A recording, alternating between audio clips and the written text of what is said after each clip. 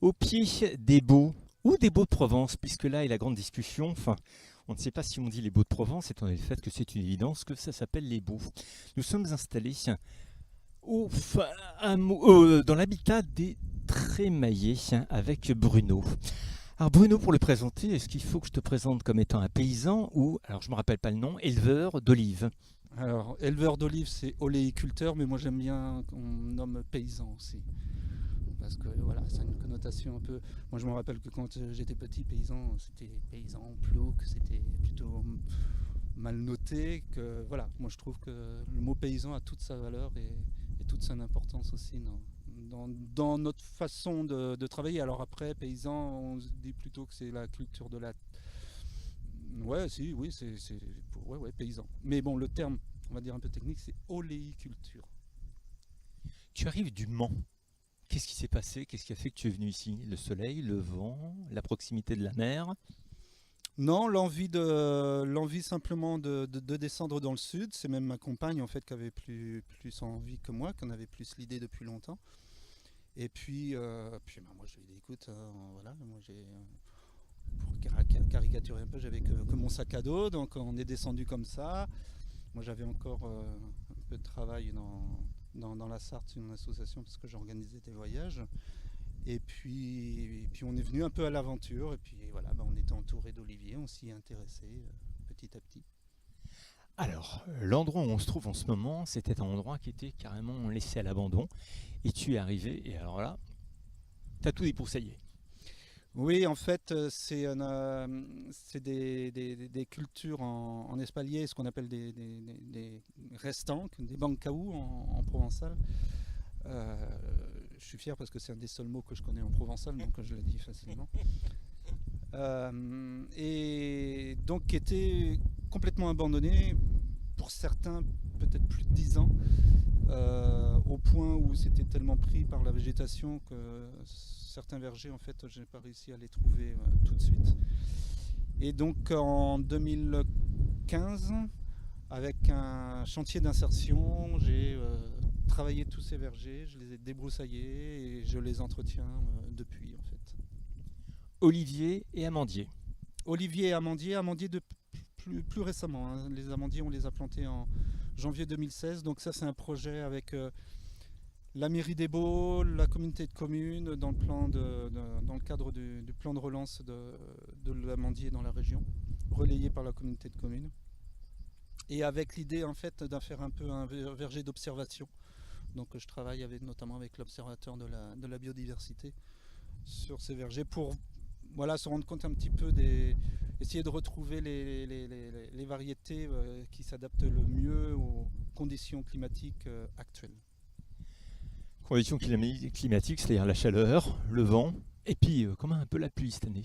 Alors la pluie cette année, c'était du bonheur parce qu'on avait quand même eu 2 années de sécheresse. Ah bon?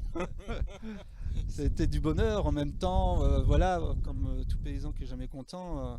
La pluie est tombée sur les fleurs, donc ça fait un peu de coulure, petit souci de pollinisation. Voilà, on va pas avoir une récolte extraordinaire encore cette année, mais on peut espérer que 2019 sera un bon cru parce que du coup la pluie a permis de faire à la végétation de se développer et de faire des allongements qui promettent du coup une récolte quand même bien meilleure en 2019. Qu'est-ce qui te donne envie d'être paysan? La nature, la liberté? Tout, tout ça en même temps. Moi j'ai toujours, même quand je travaillais dans l'organisation de voyage, j'étais toujours près de la nature, je me baladais beaucoup dans la nature, dans différents pays. Donc j'ai eu des approches de la nature un peu différentes dans des lieux différents. Et puis de toute façon, c'était l'idée de repartir vers un métier où, où j'aurais mon autonomie et où je trouverais une forme de liberté forcément qu'on ne peut pas forcément avoir quand on travaille pour un patron. Donc ça, de toute façon, c'était aussi un objectif. Et puis voilà, à partir du moment où on a commencé à découvrir l'olivier, on en est tombé amoureux et c'est devenu une passion. Et de toute façon, pour ce genre de métier, il faut être passionné, autrement on ne tient pas. Bon, moi je suis très fort au niveau sciences nat. Il n'y a que des olives vertes, il n'y a pas d'olives noires. Alors il y a des olives vertes qui se transforment en olives noires. Effectivement, c'est juste une histoire de maturation en fait, l'olive qui mûrit et qui devient noire à un moment donné. Pour te retrouver, comment est-ce qu'on fait? Alors pour me trouver en fait, j'ai qu'un numéro de téléphone, une adresse mail parce qu'on n'a pas de site, on n'a pas vraiment de lieu de vente, c'est chez nous en fait. L'adresse mail. L'adresse mail c'est olivier au pluriel, point paysage au pluriel, arobase 9.fr. Bon, ben voilà, à part ça, qu'est-ce qu'il y a d'autre à dire?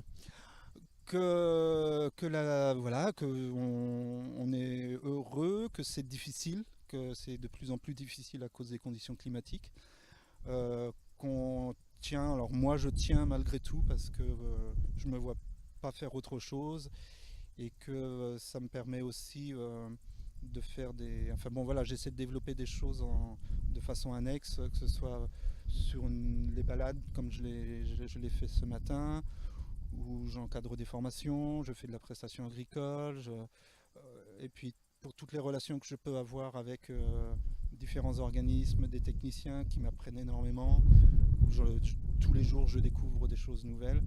Voilà, pour tout ça, moi je tiens, et puis parce que c'est un arbre qui est magnifique, qui a une histoire extraordinaire, et qui a aussi une capacité à se débrouiller tout seul. Et ça me plaît plutôt en fait. Je suis pas, voilà, l'oléiculture c'est quand même un métier où on arrive un petit peu à prendre du recul.